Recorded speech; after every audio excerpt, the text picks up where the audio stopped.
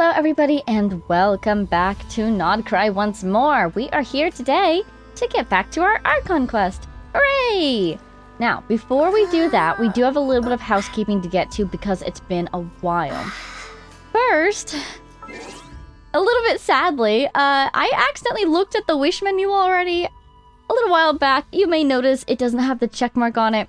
So, like a fool, I didn't think, oh, there might be a new character. I just opened it to get rid of that check mark. So, I wasn't recording my reaction. But, please allow me to replicate it for you. Started off with me thinking, oh, I've got to get rid of that check mark. Let's go here, let's go here. Oh, it looks like a cat. Angela doses heptade 7 something. Whose is that? Oh! Oh no! Oh my god! It kind of feels, well, it felt like she had known that I was thinking about her, and so she just decided to introduce herself. And then I'm obsessed with her crown, I'm obsessed with her wings, and then I noticed this picture in the back. It's got the little gyroscope thing that she has on her hair that we saw in the trailer, so we know that person in the back is most likely also her, not a secret shadow self. She appears to be sitting on stairs. We have Prune here, so Prune's design still kind of cracks me up. She's just so saturated, but I adore her after that event. But yeah, so that was, you know, kind of the gist of it.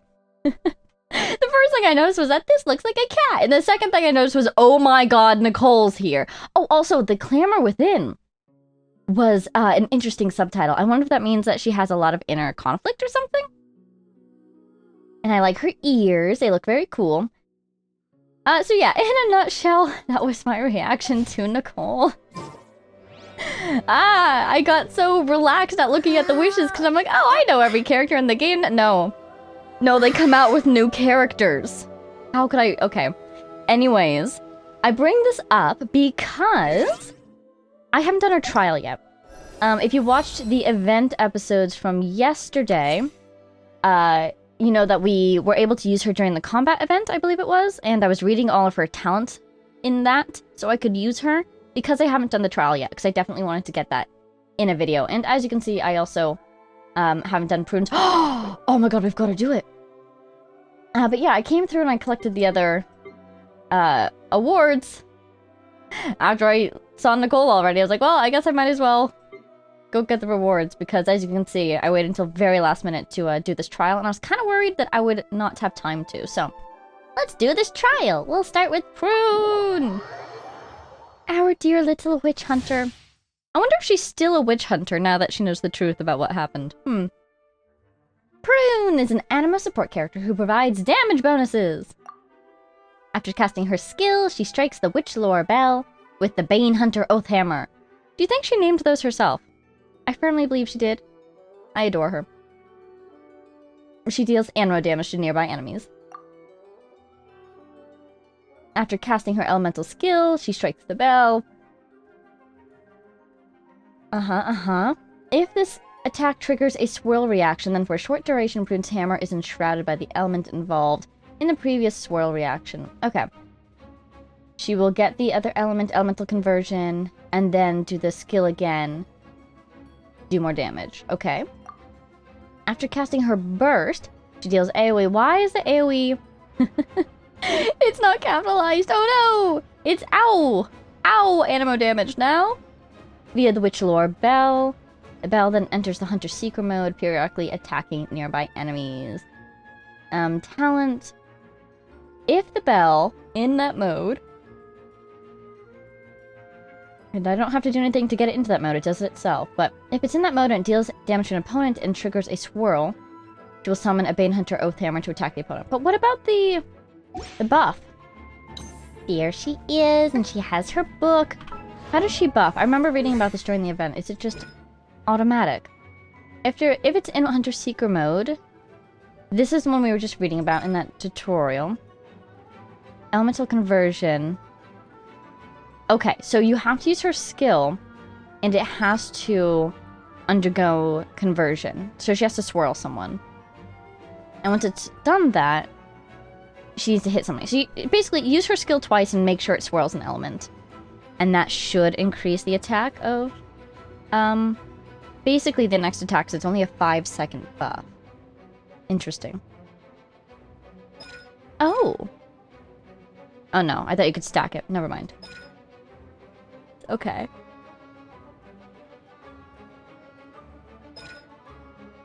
Ooh. Oh, cool. So she's Hexy Ray, and I think we are good to go. Varga's here too. Oh, Varga, another character I don't know how to use. Let's do this. Oh, good. So they're giving us an element so we can swirl it. Delightful. So this twice, and then you.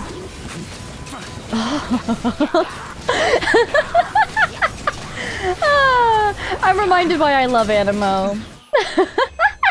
The enemies are just gone. How delightful.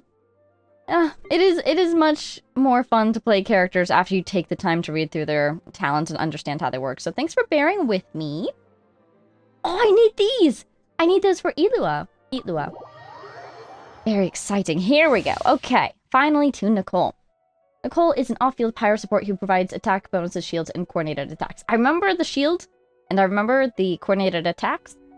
The attack bonus. How do we get that to work? After casting her skill, she gets the shield. Oh, never mind. She increases their attack. Oh, there we go.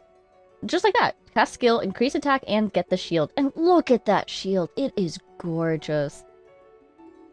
When certain conditions are met, her skill basically will upgrade from grace to guidance. And these names are really interesting. I'm pretty darn sure she's an angel. Grace of Kenosis and Theosis. Oh, I should know what those words mean, but I don't. Further increasing the attack bonus. Oh, okay, cool.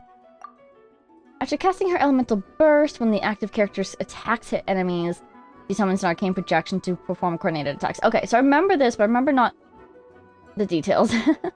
AoE damage of the active character's elemental type is considered to be dealt by that character. I remember it scales off of their skills, basically. Oh, look at her attacks! There's text in them. Ooh, I'm gonna read it. Is that in the, like, Abyssal language? Oh my god, there's Sealies! Did you see the Sealies? The Sealies follow her, no way! Additionally, arcane projections of Hexuary characters may appear slightly different. Oh! Yeah, Vargas looked like him. What was Venti's? What was it? It was also him! That was so cool. That is so cool. Here she is. Well, I kind of don't want to hear her speak. I'm gonna talk really loudly so I don't hear her. Okay, doesn't count. Yeah. Oh my god, it's totally the... I call it the Abyssal language because when I first started tracking it, I was noticing it in Abyssal domains. Look, it's right there, literally. I also sometimes call it in my mind the Star Trek language because it kind of looks like Star Trek to me. Anyways. That charge attack, though, that's the Omni Elemental symbol, which is very fascinating. Oh! What? She just emoted. She's drinking tea. That's how you know she's part of the Hexen Circle. There's her cat. Gorgeous. Oh, also the Omni Elemental symbol there. That is beautiful, my goodness. Its hat matches hers. Now, her crown is very interesting to me. I reread Long Night's Oath and Skirk's artifact set after some recommendations in the comments. And some of the wording in there was very interesting. I don't have any thoughts on it right now. Oh, I think not. It's kind of... Oh wait, I'm supposed to be doing a checklist here. First. I live within you, she says. That's a little scary, actually. That is a gorgeous shield. Oh, look at her halo! Oh, wait, am I supposed to do anything? It already happened. Great! Moving on. Varga and Sucrose. Yeah. Just laughing because it's so similar to the ones in the tutorial, but in the tutorial they gave us Venti! Animal hypostasis emulation. Alrighty, there we go. I think I've kind of got the hang of this. I mean, the enemies seem to be dying, so I'm happy about that. I probably should have saved that one, actually. Until this enemy was on the field. Let's try it again. Nice. You know what? Before we leave this stage, I do want to read. It says, under certain conditions... Oh my god, what were those enemies? That was cool. It can upgrade from grace to guidance. How do you upgrade to guidance? For a second, I thought that said methinxis. No, it's mythexis or something. Don't know what that means. Here we go. For 20 seconds after unleashing the elemental skill, she will observe. After the observed characters remained on the field for 3 seconds. Oh, that is so cool. If you think about, look at these guys. Whoa! I've seen them in, where did I see you? Was it in the trials we just did in that event? Yeah. But this is like, I'm taking a good long look at them. Look at, I didn't realize that they were kind of inverses of each other. Oh, that's a good shield. Obviously, you know, the wings are opposite, the attacks are opposite, their faces are whoa, they're talking? That's probably a bad idea. Let's not let them do that. They're talking to each other. But yeah, I love how it, like, it seems like Nicole's, and I did forget her name for a second just now, don't worry about it. It seems like her skills, or the grace and guidance thing, is building off of her in-world behavior, where she watches you from afar and offers thoughts. Sometimes, like when she spoke to us in our minds, could it be said that she sometimes offers advice? So, if she can observe you fighting for 3 seconds, she has some wisdom to offer you. And then your attack buff increases. Is that maybe a cool thought? I thought that was a cool thought. That's a cool design. Alrighty, so the question is, do we want the pull for her? As you can see, I'm kind of swimming in wishes right now. Very rarely do I have more wishes than my Prima Gems, but I do currently have so. My concern is, my problem right now is actually DPSs. Here's what I'm thinking. What I've really been on the lookout for is a cryo DPS and an electro DPS. Now, I do have Kaya, and I adore Kaya. I love his fighting style. I think... Yeah, let's see the checklist. My favorite element, cryo, check. My favorite weapon, sword, check. My favorite color, blue, check. Beautiful. Knights of Avonius, bonus points. So, I adore Kaya as a character. But the problem is that he just doesn't do that much damage. What I can tell, I think, with my beloved 4 stars, is that they are really good DPSs. They're excellent supports, and they can be good DPSs. They just require more investment. And it's the kind of investment that a new account struggles to provide.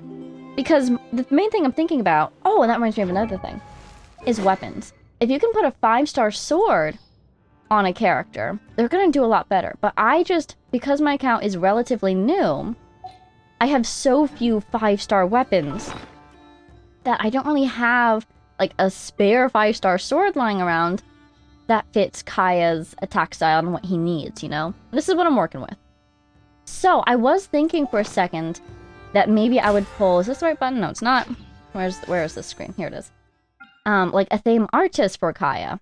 But I decided against it because I'd rather save, because the weapon banner is so difficult. So that's kind of where my thoughts are regarding 5 or 4-star DPSs. I love them. I think they're worthwhile to build. It's just something that requires a lot of investment that I don't currently have. So I'm kind of on the lookout for a 5-star cryo DPS for that reason, even though I have Kaya, and additionally for an electro DPS. My characters, here they are.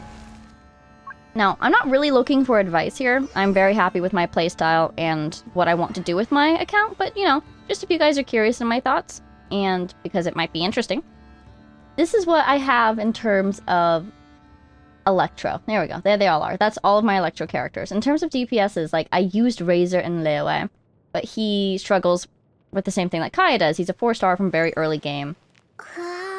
Beto, I also had a really fun time playing with from time to time, but kind of same issue there.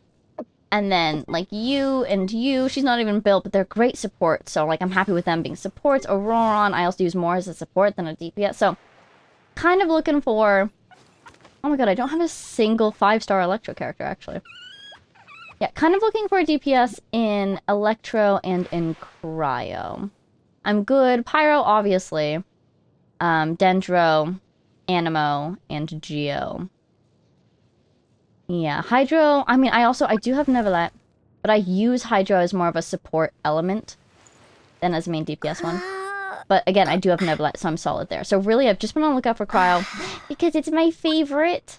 This is my my Cryo team. That's all of them. Oh, and also Citlali over there, but she's obviously support. And Electro.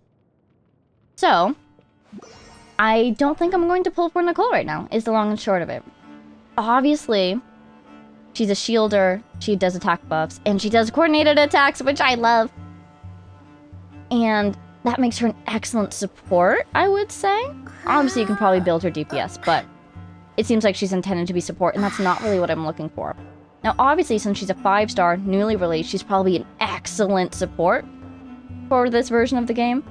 But just because I need to save my Primo Gems for DPSs at the moment, that's not really what I'm looking for, I think.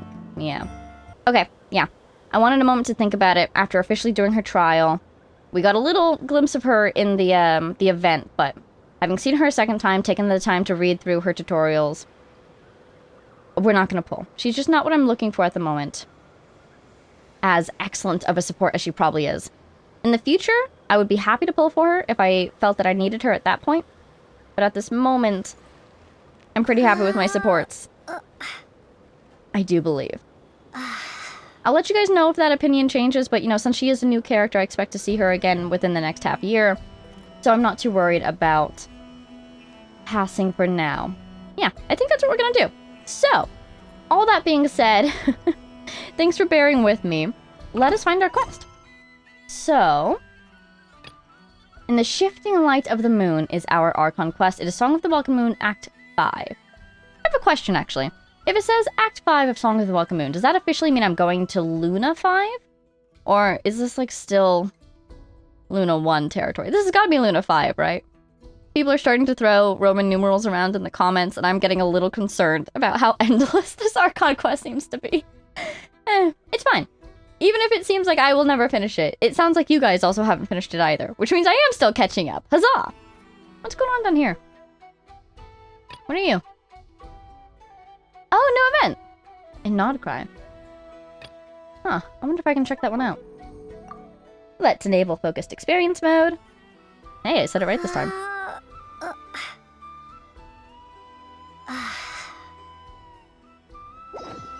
It always scares me when it takes a long time like that. Okay, what is our quest prompt? Go to the Adventurers Guild in Nasha Town. The journey so far has reached a brief pause. Take a moment to rest and to check in on your companions. Press X to doubt, as they say. Take a moment to rest. Check in. Ooh, Flint. Actually, yeah. Check in on your companions. What shall happen? Should we try to have a nice moment of peace? Oh god, I just got a flashback to the colors quest. How do I get over here? There we go. I can probably use you, right, to get up? Actually, wait, how do I use this? There's a lever over here? It's gotta come down. Ha ha ha! I have successfully summoned the elevator. We're gonna say hi to Flint, and then we'll get over to Nasha Town.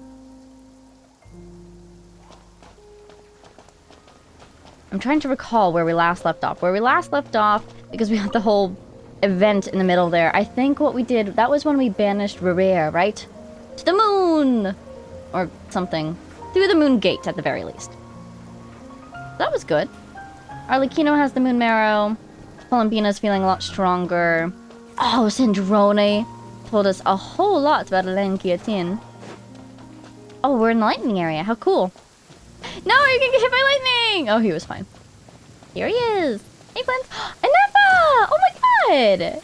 They're both here. Hey, guys. Repairs complete. It was just an old circuit. Nothing serious. Look at these good cemeterians. Walking around, fixing lampposts. Such remarkable efficiency, Miss Neffa. If it weren't for you, this streetlight would have had me stumped. Is that funny? Is that funny that the lantern guy doesn't know how to fix a light? But at the same time, it's not a lantern, it's a streetlight. Completely different things. If it had proven beyond fixing, I may have had to take my own lantern and hang it in its place. Okay, now I feel like he's making a joke. Luckily, things didn't get to that point. You wouldn't have needed to go that far. Oh, let's play along. Aino previously proposed a solution. She said she could train the Ratniki so they'd have the basic knowledge to perform simple tasks, like repairing circuits. Basic knowledge. I love her frame of reference. In our world, I would not consider that basic knowledge, but it is knowledge I would like to have. It should be basic knowledge. Yeah, go for it, Aino. That way, you wouldn't need to inform Aino every time a streetlight goes out and then wait in the dark until I arrive to repair it. The Ratniki are responsible for fixing the lights? Yes and no. Strictly speaking, maintaining the brightness of the lights has been their traditional role. I see. And that's kind of open to interpretation, wouldn't you say? Before the use of kuvaki became widespread, the streetlights were powered by regular oil. Back then, people were needed to light and extinguish the flames. So it was literally their job. Because of how dangerous said streets were at night, the Ratniki took on this role. They already carried lanterns, in any case, and were adept at using them while fighting. And they could go relight the lights without potentially dying. Makes sense. But as I'm sure you've already noticed, the current streetlights are powered by kuvaki, and it's not so easy to light or extinguish them using traditional means. Because of this, whenever a light goes out nowadays, all I can do is stand here helplessly and wait for a professional to come along and solve the problem. Well, why don't you let Aino give you some training? Have you not arranged to have some classes? Aino organized an engineering seminar, but all the Ratniki made excuses to leave halfway through. They said things like, I have an urgent task, or I need to go on patrol, or it's time for me to make a report. Halfway through? Did something happen that made them want to leave? I didn't leave. It is, after all, disrespectful to the host to leave a seminar early. I quite agree. That's very kind of you. I wonder how Aino felt when everybody just escaped like that. True, but the biscuits you brought were too much of a distraction for Aino. She stopped teaching completely. So, what do you think is going on here? I would love to take a class taught by Aino. But is she too hard to follow because she's too smart and doesn't realize that her students aren't following her? Or is she too high energy? Like, why did all the other Ratniki want to leave? And it seems like Flince's solution was not, oh, I shall leave, but rather I shall bring this lecture to an end. Biscuit distraction. And then I was so busy trying to stop her from eating that I could not take over the seminar.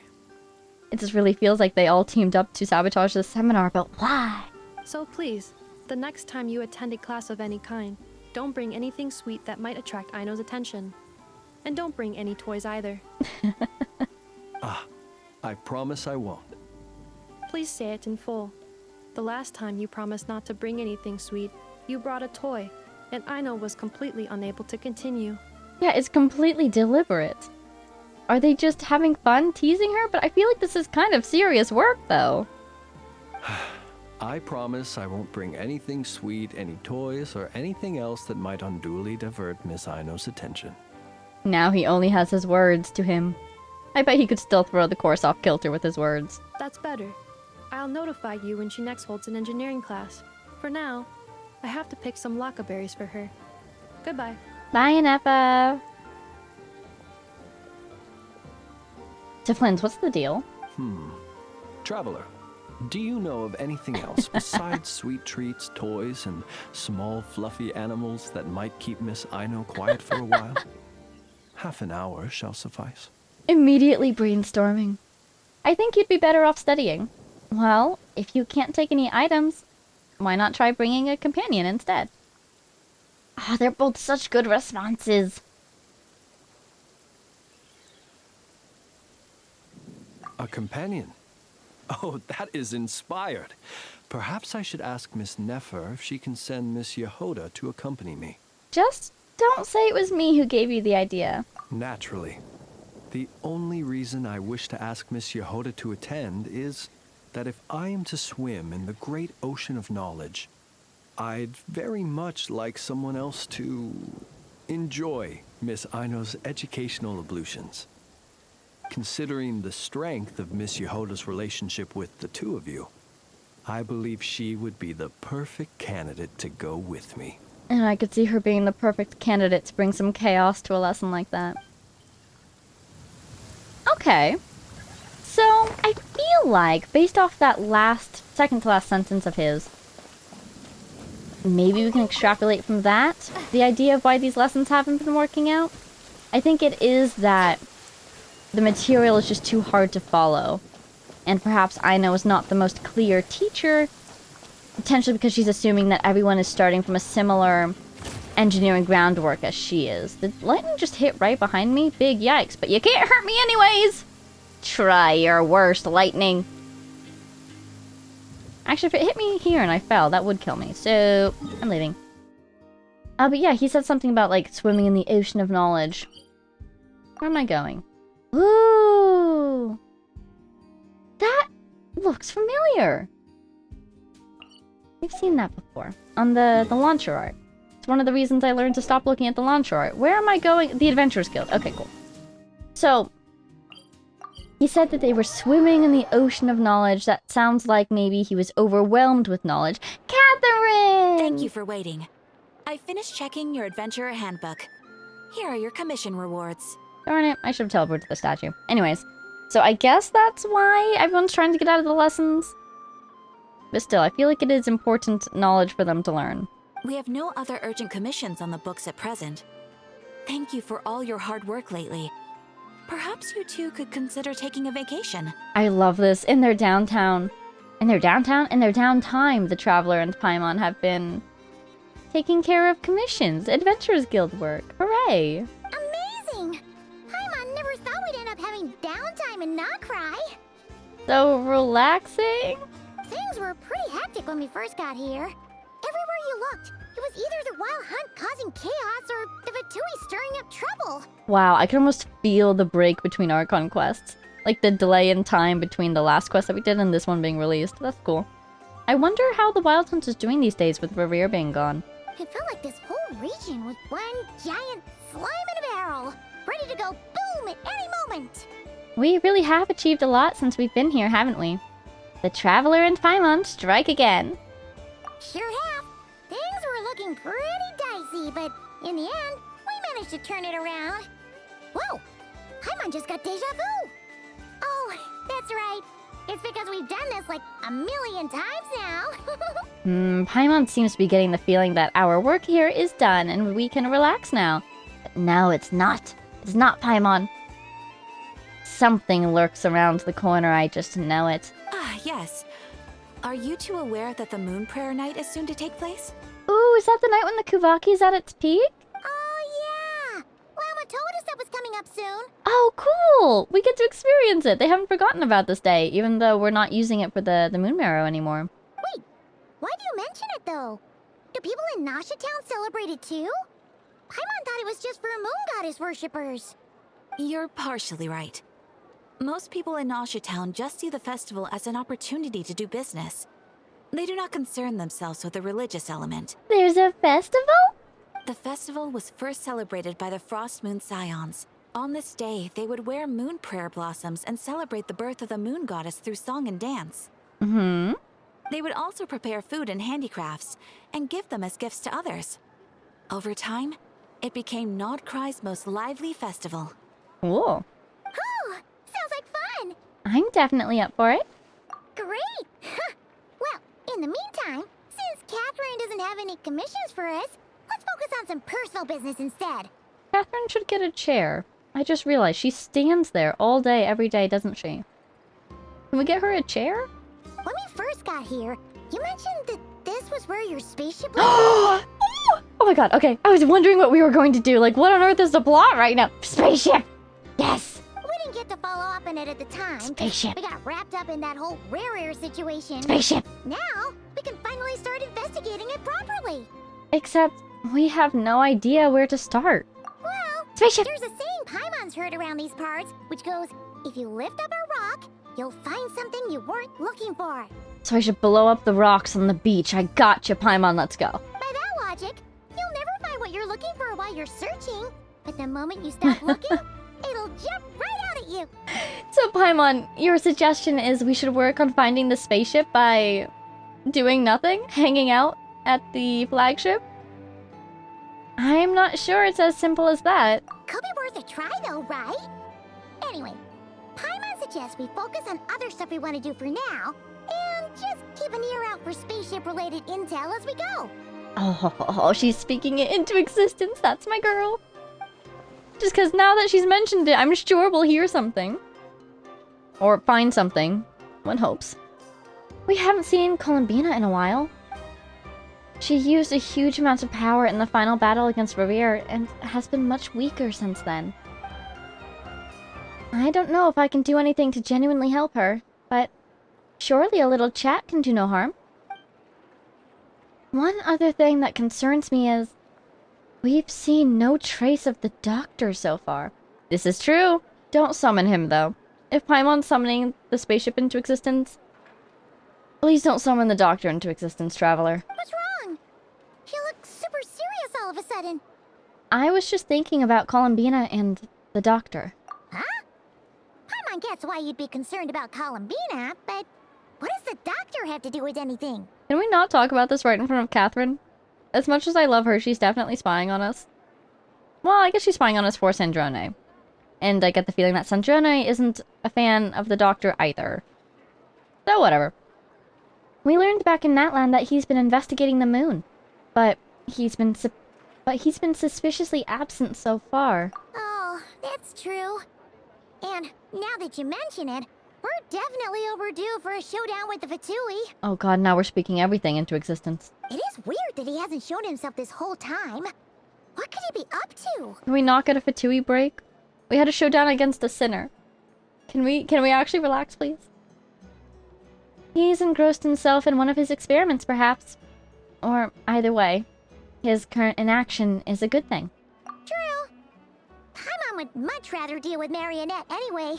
She says the meanest things, but when it comes down to it, she doesn't seem like a bad person. Right in front of Catherine. But you know what? Maybe it's good for her to hear this. She'll know where she stands with us. Maybe it's the pressure of being a Fatus? Especially as a Harbinger. Does she feel like she's gotta act tough to keep up appearances or something? Right? I mean, some of it is definitely just her personality and who she is as a person. But I do feel like her position as a Harbinger impacts how she acts. So, maybe? But then, every time we headed out with Rarier, she always wound up having to repair Polonia and her other robots. She basically provided an army to fight back against Revere with. That's gotta That was sting. helpful. Losing face always hurts more for people who care a lot about their image. She's probably still furious about it. Paimon, I have a feeling she might have heard that. What? Relax, she's not even here. Huh? I'm so glad that they are both aware of it too. It being Catherine's secret second job. What's the matter? As a telephone! Oh, nothing. Sorry, we'll be on our way now. I adore you, Catherine. Hi, Sandrone. Bye, Sandrone. Where are we again? Oh yeah, Columbina? Right, yeah. Let's go see Columbina. There we go. A nocturne of the far north. My god, these Archon Quest names are starting to sound familiar. Hello. You won't snitch on us, will you? Oh my god, there's extra dialogue. I'm not entirely sure what you're talking about. But rest assured, I protect client and adventurer confidentiality as a matter of principle. Do you think she does? Phew, that's a relief. Paimon does not want to get an earful from her. Or do you think she's not aware that everything she sees and hears is probably recorded and transmitted? Oh, Catherine, one day you'll get to be your own person.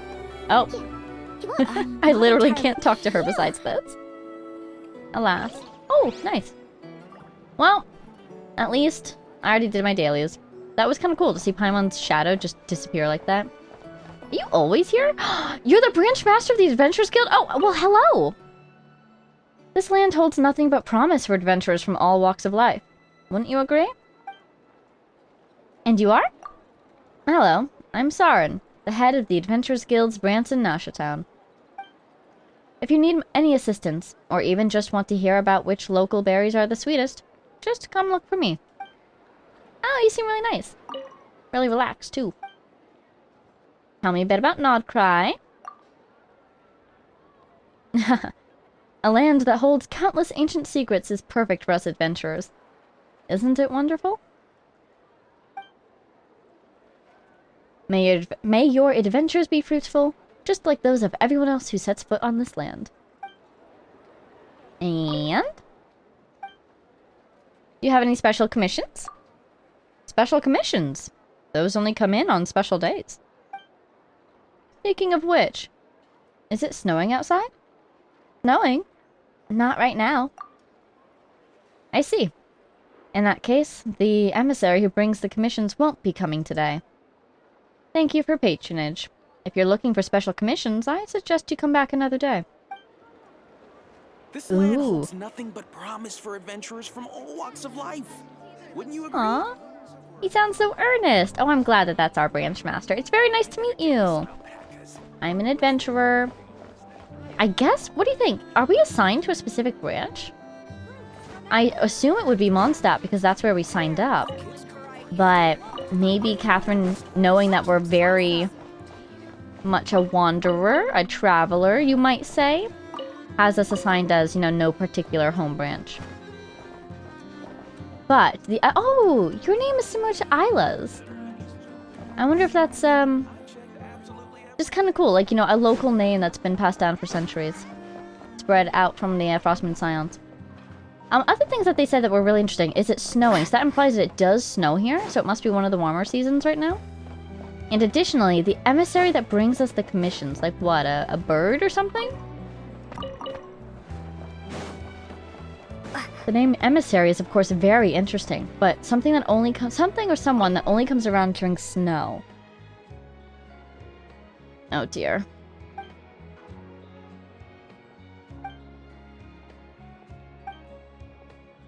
I'm going to leave for now, because as much as I want to read that, our conquest. Go to Silvermoon Hall. Okay, let's see. Look at that. It's so gray. I have not been able to do my Silvermoon quests for a while now. Very sad, but such is life. I knew that my Archon quest and my Silvermoon quests were going to get desynced quite quickly. Because we figured out the Silvermoon quests happen once a week. And the Archon quest patches are what, 2 weeks long? 4 weeks long? So I was very quickly going to first get ahead and then fall behind. And I think we have officially started our fall behind portion of the program. He's singing though.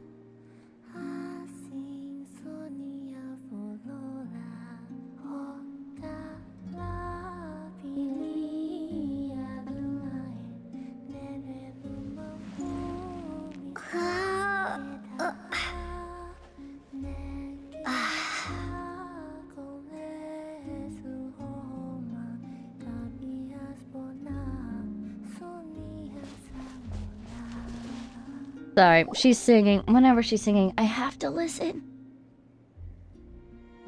She's sitting there. She sure is sitting there. Hey, she's sitting up. Hi, Columbina. Is me sitting here a rare sight? Not particularly, but we were worried about you. No, we just thought you'd be resting. Oh, hello, my dear. Perhaps I would have been, were it not for the sudden arrival of some unexpected guests. Oh, was that us? I hope that was us, not somebody else unexpected. Sorry for waking you. Not that I consider it a disturbance. After all, you are the only ones who are free to enter. Only us? Not even everyone else in the group that just fought Rerir? Would it not be a little unfriendly of me to lie down while we speak? Well, don't push yourself. I didn't realize you put so much thought into little things like that. Oh my goodness. Like I was theorizing, I believe, well, a couple episodes now at this point. Once she allows herself to think fondly of someone, she's very observant and very thoughtful. So, does that mean that she's... Well, naturally, I guess, if she's allowing us entry into Silvermoon Hall at this time, she thinks fondly of us. Aw.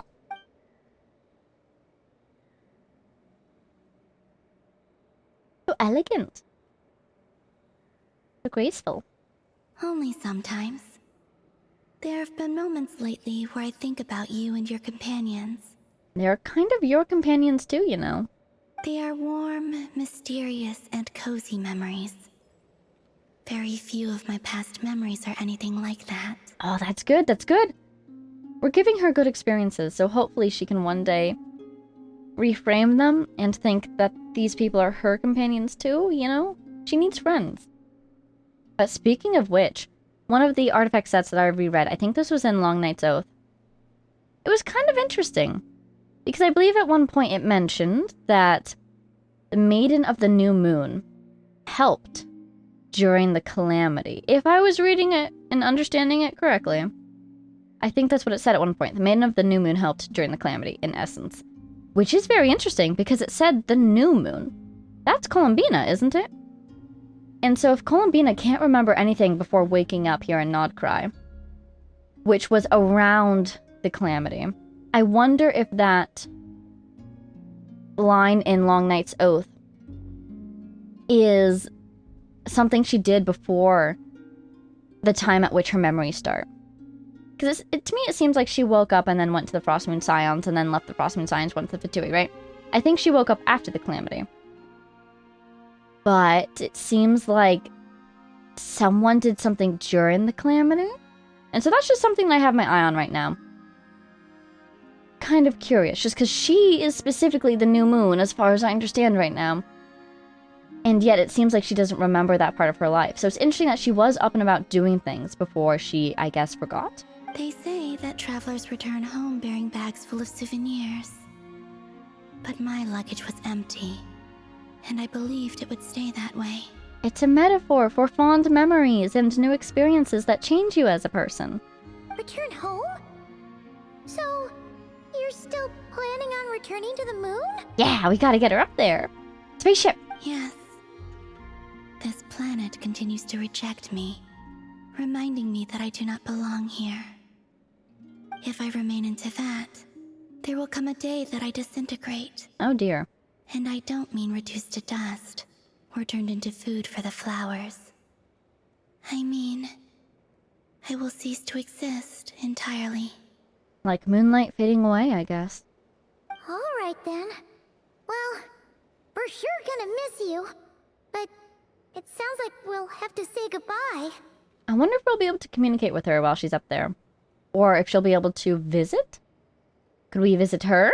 How do you intend to return? Oh yeah, do you have a plan? The Moon Prayer Night is soon to arrive.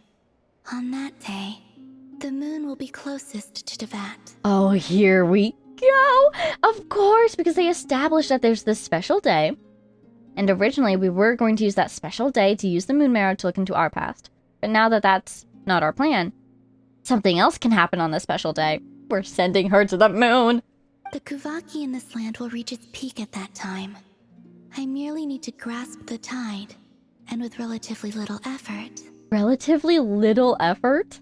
Oh, Paimon gets it! It'll work like a slingshot! Fantastic. Yeah, I'm also kind of picturing it. My immediate thought, though, is concern that if someone wants her to stay in Tevat, if somebody needs her for something, they will need to act before she leaves, one assumes. So this could be an incident that would incite any of her enemies, let's just call them that for now, to act. So for instance, Revere, if he really wants to kill her still, he needs to get back before that time. Unless he's on the moon, he can wait for her up there, but I kind of think he's in like a moon pocket dimension? I don't know. Or, just because I was recently editing, like literally this day, editing the episode in which Arlecchino helped us get the iridescent moon marrow back. And she mentioned she didn't want to turn into a science experiment because of her blood. And we know that Columbina has been asked to help him with experiments before. If Dottore has any last sinister things he wants to do that involve her, he'll need to act before that day as well.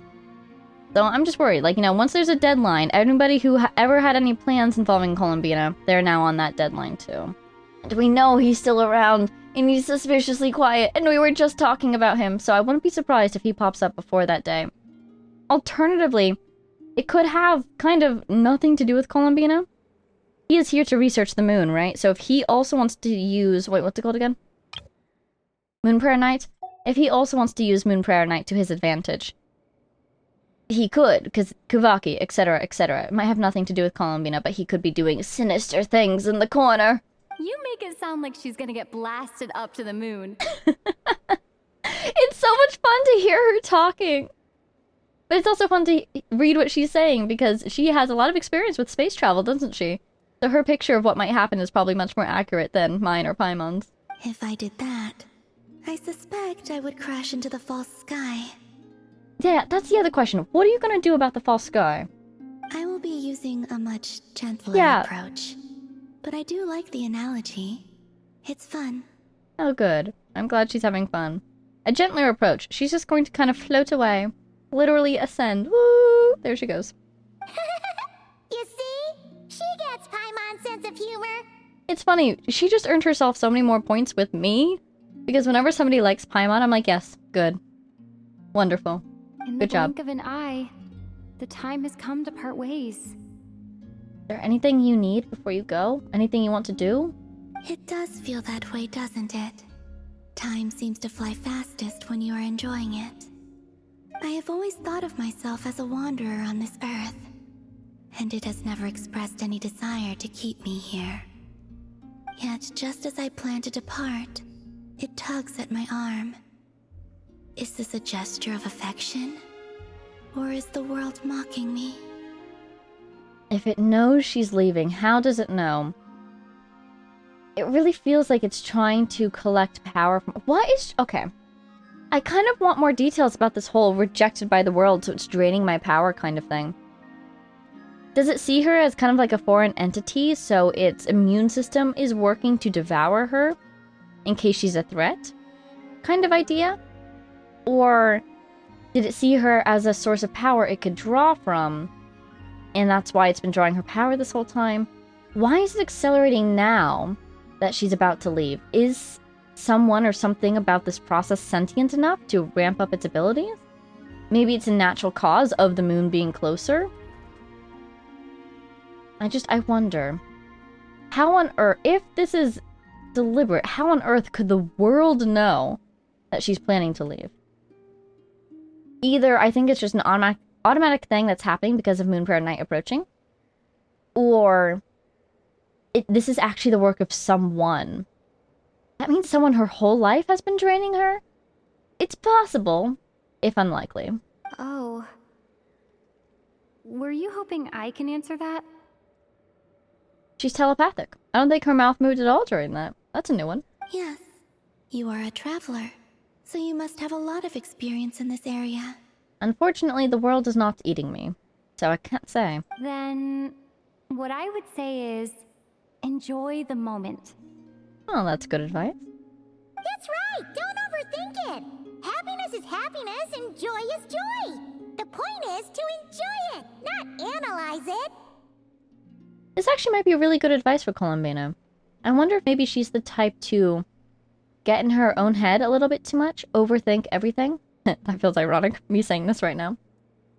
Because maybe that's what's caused her some, part of what's caused her some difficulty in connecting with others in the past. She overanalyzes every action and keeps concluding that it's all transactional. I see. Even in the cases that What it's I not. would say is, even though I am very tired right now, I am still happy. Wonderful. I can't tell from the tone of your voice. Oh, really?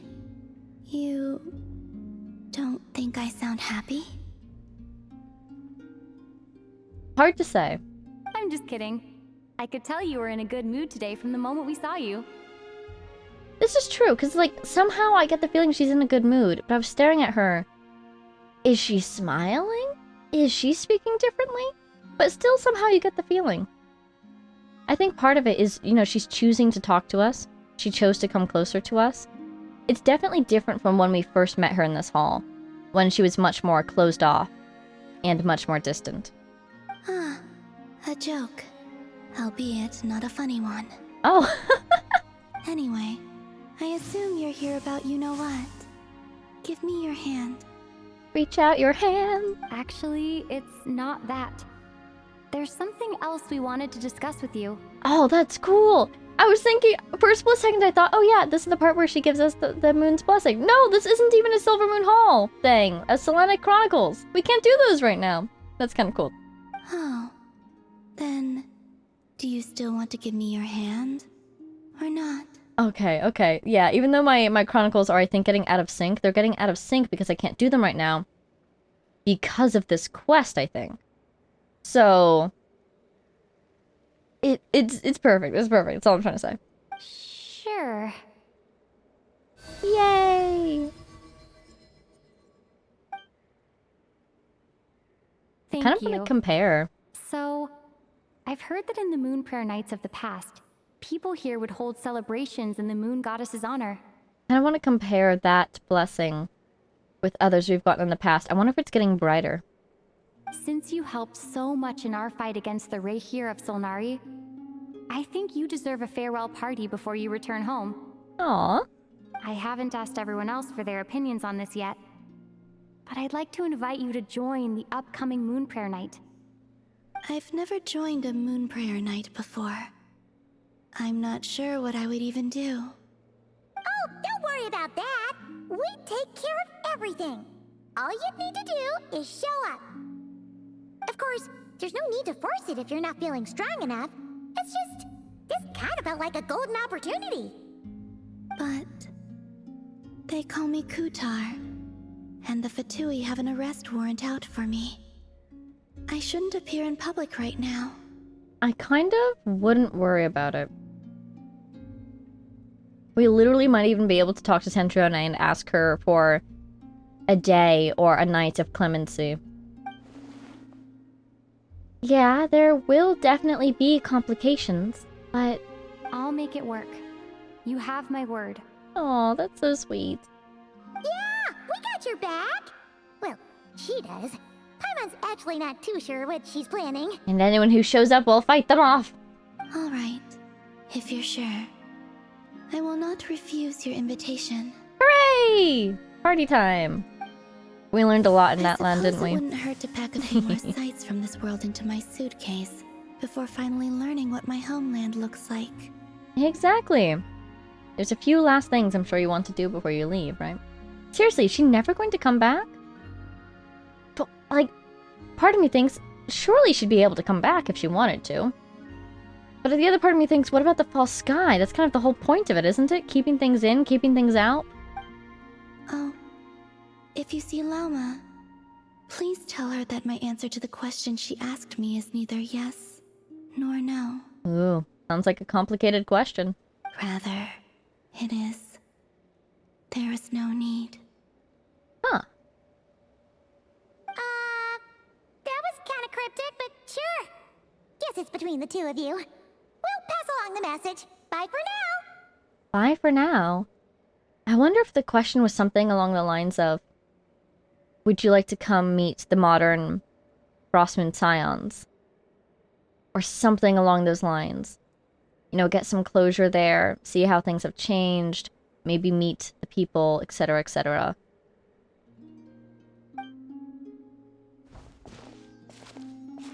Maybe. Or maybe she's asking, is there something you'd like me to tell the Frostmoon Scions? Like a message from you. Oh no! Oh no! That's the painful color! You should not have been walking around! Go to sleep! And also, I do not know. What, you don't know if you'll make it? You don't know how long you have? If you'll survive? I do not know what! Yes, no, I do not- ooh. Where'd my UI go? What's happening? Since she's agreed to join the festival, let's go see who else wants to take part. Lauma's gotta be the person most familiar with the Moon Prayer Night. We should start with her. I guess it really was, oh. What exactly is your plan to keep her safe? Not sure yet. I'll figure something out. Yeah, it really did. What? Are you Long serious? dialogue. And Paimon even gave you her vote of confidence back there. When did you become so sneaky? There we go. Yeah, so it really did take the place of the Selenic Chronicles for this week. How fascinating. I'll just have to untangle that at some point in the future. She has a plan, our dear traveler does. Man, it's so pretty today. It feels brighter than usual. That Moon's Goddess blessing thing felt stronger than usual, too. What's going on here? Ooh. Can't believe I've never read that. Here, right? Nope. Actually, that's right. I looked here before and I couldn't find it. What was that? Oh, it's probably a Hexaray character. Oh, that reminds me though. Oh my god. Okay. So, let's head back to Hisi Island, right over here to the Frostmoon Scions. But before we do, we're going to just stand somewhere. I started thinking so hard about whether or not I wanted to pull for Nicole earlier that I forgot about what I did want to pull for, which is over here. Look at all these. Oh my god, look at all of them. I need a 5-star sword. We just got a blessing from the moon goddess. Can I please have a 5-star sword? 4-star. I would say Kaya. Already gotten Kaya. Amber. Set those. I do need more Lisas, actually. I haven't gotten a single Lisa ever. You know who I've also never gotten? Chavrus. Obviously, I have a Lisa. I don't have any Lisa constellations, but I don't even have a Chavrus. Oh, sacrificial. My favorite. Get those. Okay. Well, we can keep going. 5-star sword, please. Or... So, Chavrus I don't have. Who else do I not have? In 4-star terms. I don't have Prune. She just came out. Diona! Oh, I did want Diona for the longest time, but I did get her back when I was wishing for Arlecchino's weapon. But still, it still feels exciting to get her because I wanted to get her for so long. You know? Here she is. Funny though, because I barely built her. She's nice because she's a shielder and a healer. Oh my god, okay. 5-star sword! Sword! Sword! You're hearing me, right? Sword! Sword, please. Please. I don't even know what the 5-star swords are on this banner, but I know they're on here. Wait. Do I have that already? I might have that already. Do I have that already? I can refine it. Oh, we're so close. Not a sword. But it was a 5-star weapon. We were close. Oh, boy. Hello. Okay. I can work with that. As mentioned, I just kind of have a lack of 5-star weapons. So I can definitely work with that. But any chance we want to get a 5-star sword on 3 pity? Ha ha ha. No. How about 4? Ha ha ha. Hey, purple. Kachina! Hello. Okay. Well, there we go. So now we're at like 4... Well, actually, wait, let me check. No, it's not gonna be updated yet. Somewhere between 4 to like 7 wishes in, I think. Okay. Let's go give people their constellations. Otherwise they... What is this? They will be forgotten forever under the weight of Hexaray. Right, okay. What's going on here? Oh, you're also Hexaray. Gumming? Oh, I hit friendship 10! Wow. Oh, don't stop believing, Munchai. One day we'll soar high with nary a patched hole in our trousers. Oh, man. It's all those months he was alone, following his dreams. I love Gumming so much. Increases Icy Paw's damage by 15%, and increases its shield's damage absorption by 15%. Additionally, when paws hit their targets, creates a shield for other nearby characters. Oh, cool. Shaken, not purred. And I love the icon. Yeah, because now you can shield in co-op. That's awesome. Ooh, D5 over here for Sethos. Increases the level of his skill. No, his ultimates by 3. Kachina! C6! This time I've got to win?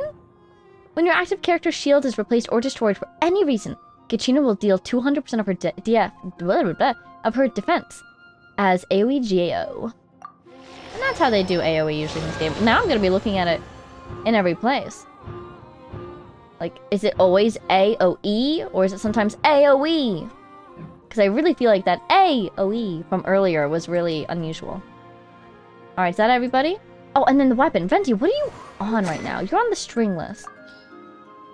I did have one already, and Child is using it. So now the question is, and this is why I haven't... That's the wrong button. This is why I haven't refined my Wolf's Gravestone either. Is because do I want to give this to someone else, or do I want to refine? Crit damage. Ooh. Who else do I use? So Tainari's also on a 5-star. Crit damage. This could be interesting for Auroron, because it has the... Oh, never mind. I thought it was something like... Where is it?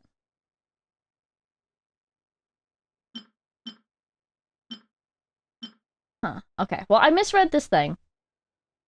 Physical attack damage. Okay, never mind. So, physical attack damage. It's nice because crit rate and crit damage on there. I could give it to Amber.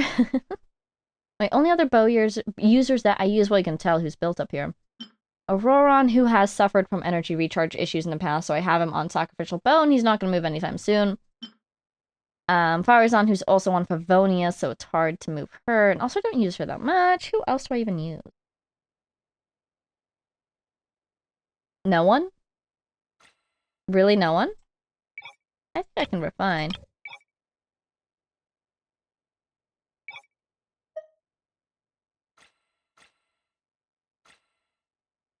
Here's our bow users.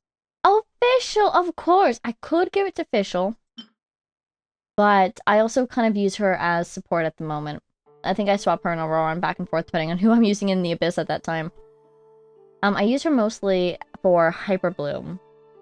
But I could try making her more of a DPS, I suppose. I'm just not the best with bow characters. Yeah, okay. Oh, Yehoda. I could try giving it to Yehoda. So on and so forth. Yeah. Let's head back on over to Hisi. If you're curious, because I'm thinking about it now, my personal ranking of weapons, just based off what I like to use, is Sword is first, Catalyst and Polearm are tied for second. Bow is fourth, just because I'm not comfortable with using bows. They're just difficult for me. And Claymore is fifth. I low-key dislike Claymores, actively. Just because they're slower. And my my brilliant strategy in every battle is to spam attacks. It's never left me down. So, a bow character that I use a lot, particularly because that's kind of like a DPS weapon. I would be tempted to put it on Venti the most if I ever wanted to switch him over to more of a DPS build. But the problem is that I really like him on EM, which I think Stringless has, which I think... Ooh! That's why he's there. I remember these things. As you approach them, the glow goes away, presumably so you can, like, see. When I was first starting that game, every time that happened... Oh, when I was first starting this game, every time that happened, I thought that meant that I had scared away the fancy fish. I was so bummed. I think that crab just escaped, but it's okay. You live another day, crab. So whenever I see those glows, I think about when I was a very early character. What am I even saying? When I was a very early player in this game, thinking that the glow fading meant that I'd lost my chance to get the fish. Oh, another one! Wow. You really want me to catch them, but I am choosing to avoid all fights. I'm choosing to avoid all fish. Taking the adventurer's road. Oh, goodness me. There's so many enemies. Isn't this also around where we saw Revere for the first time? Disguised as our brother. Ah, memories.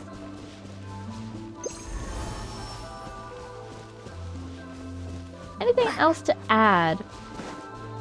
I suppose I could talk about how in those artifact sets that I recently reread, it was super cool to reread them, having more information that we now have from Nodcry. I really want to go... I just did a quick pass before I started this episode. I really want to go back and do like a full in-depth read and like write down a few thoughts and a few questions. But one of the things that really stood out to me was the Long Night's Oath one? No. Finale of the Deep Galleries, I think. Mentions the bones of the earth a lot. Oh, look at the Moon Prayer Night decorations. It's really pretty. And that was fascinating, particularly because they mentioned them in reference to the angels and to Hyperborea. I could not believe my eyes. Oh, I love your name. Alright, let's go talk to our hosts. So some really cool... Huh? Varka? What are you doing here? So there's some really cool connections to be made there, and some really cool analyses, I think, can be made by looking back at that artifact set now that we have more context about what's going on here in Nodcry. But that will be at another time. Beats me. I had a bit too much to drink last night, and when I woke up, I was on Hisi Island. How on earth? How did you get here? How did that happen? Mr. Varka is helping to oversee Nasha Town's preparations for Moon Prayer Night. He is here to go over some details regarding the decorations and custom cloth designs. Varka, how on earth do you have expertise in custom cloth designs? Are you in charge of the knight's uniform? I mean, okay, to be fair, he did a great job if so. Right, yeah, that too. I kind of get the feeling they just asked him to weigh in with his opinion. He's like, yeah, sure. Might as well. I'm here. What do you mean, that too? So, preparations are already underway? Yes. Celebrating this festival is a long-held tradition here in Nodcry. On this day, the crescent moon at the top branches of the verdant crest turns into a full moon, and the moon prayer blossoms bloom with a special radiance. Our people take these to be blessed omens. That is so cool. Are these... Is this the verdant crest right here? These things? Are they actually going to change? That would be amazing. Because it makes sense. This is the day when the Kuvaki is the strongest, right? So it would make sense that Kuvaki-sensitive flora and fauna would have a reaction. It's an especially welcome event coming off the back of all that nasty business with Rare. Everyone got put through the ringer recently, and now they're looking to turn their fortunes around.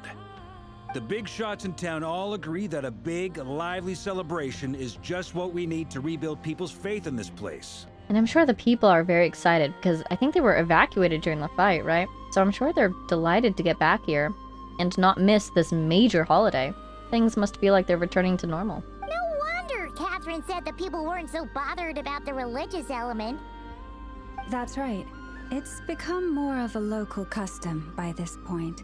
The celebrations have little to do with whether the religious stories behind this event are true or not. Ooh, you have stories?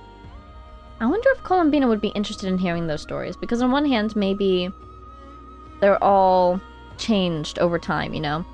And she would feel like there's expectations being pressed down upon her again. On the other hand, if there's stories about, like, her birth, for instance, that could be useful information for her. Even the Frost Moon Scions are eagerly awaiting the coming of Moon Prayer Night, despite now knowing that their past beliefs were founded on a falsehood. That's fair. It's a bit like the lantern ride in Larua. It's a chance for people to enjoy themselves, not debate the existence of the Adepti. Although, in their case, the Adepti definitely do exist. We've met plenty of them in our time. Oh, one other thing. We just went to see Columbina. We went ahead and invited her to take part in the festival this time. Hope it's okay. And we have a message for you. Wait, so... you mean she agreed to it? Huh. That's quite a surprise. I know, right? Then I suppose that she intends to return to the moon on that day. She sure does. Oh, yeah. It's kind of a complicated process, but basically, it's like a slingshot. She probably shouldn't have endorsed your metaphor. I understand. In truth, I had a feeling that she might make such a decision. Look at the Lonatar in the background, ooh. Or actually, no, it's a Kuhenki. But still, I wonder what her question to Columbina was still. Well, if Kuthar has decided to participate in the festival, we should prepare accordingly. Yeah, exactly. She was saying how it could be risky for her to show her face in public. We were wondering if there was any way we could hide her. Ooh, disguise.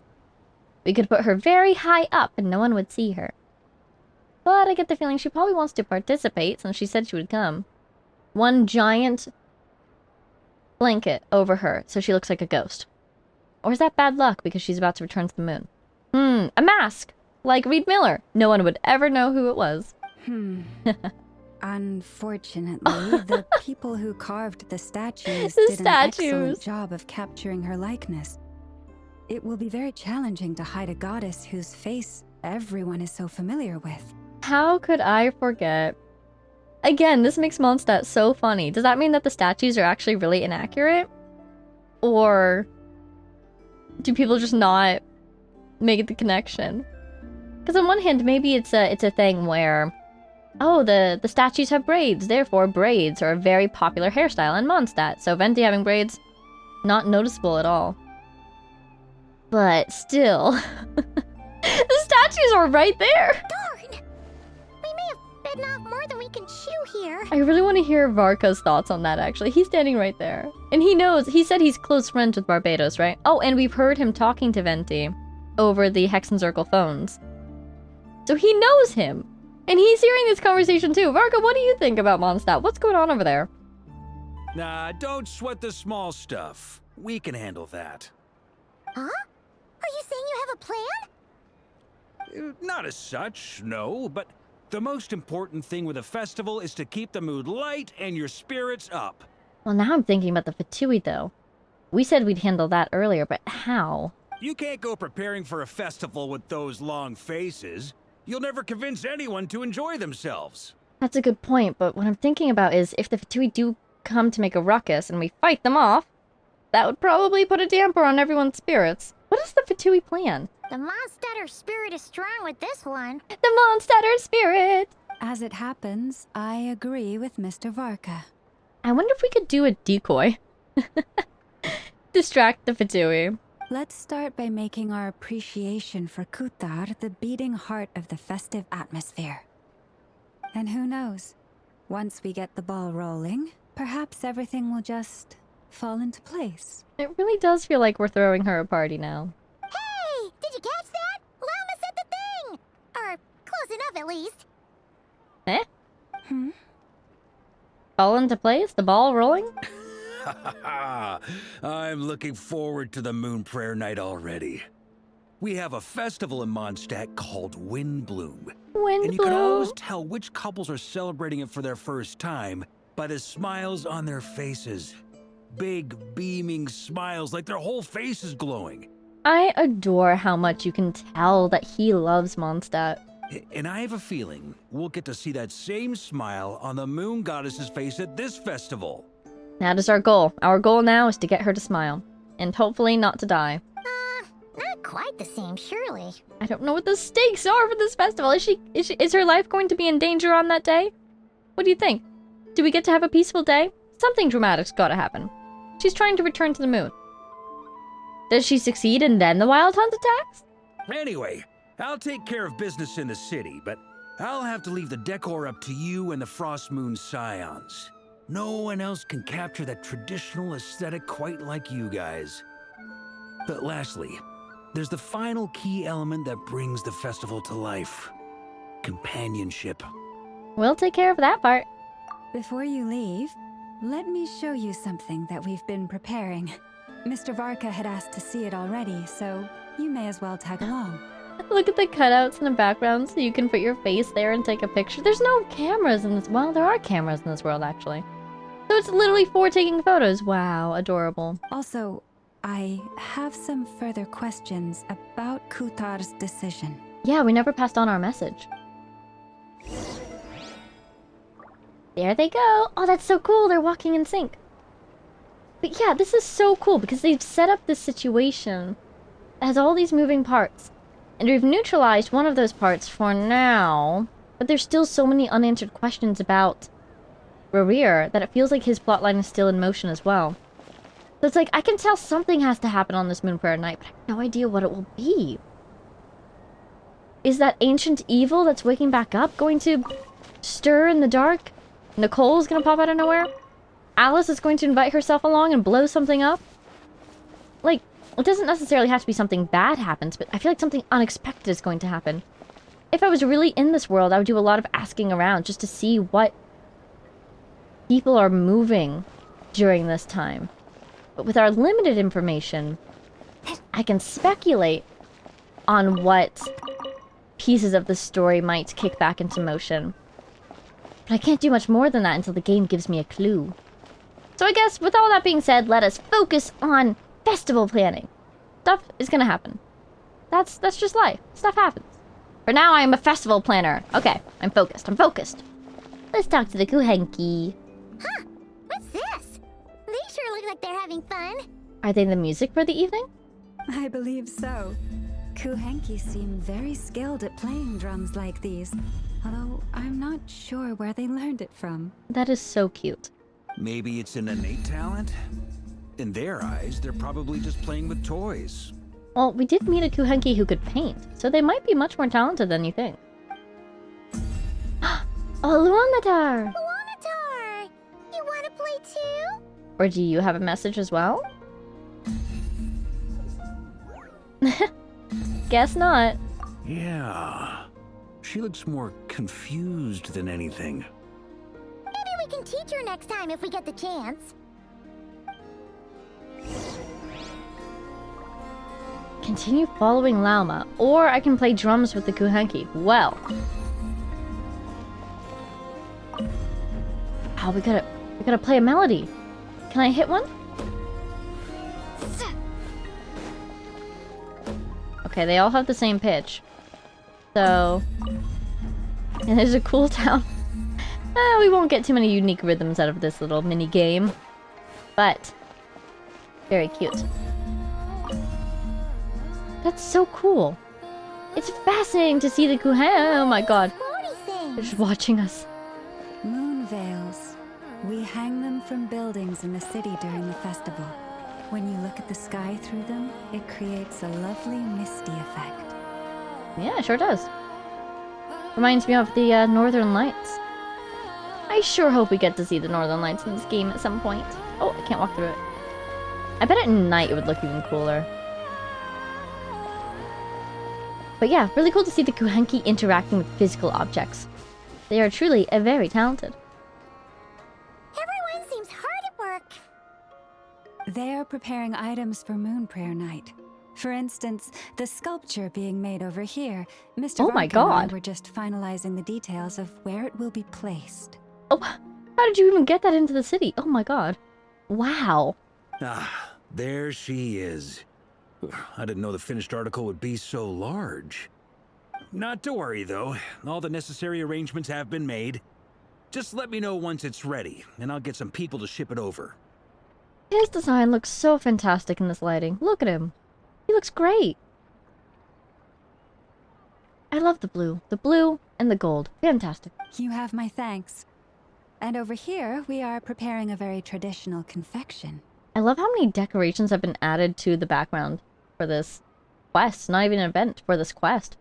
Oh, look at all these colors! It looks great! Can Paimon try one? What's it called? Is it sweet? Of course. I have a feeling you'll like it a lot. You bet! Sweets and treats are Paimon's favorite! Remember to say thank you.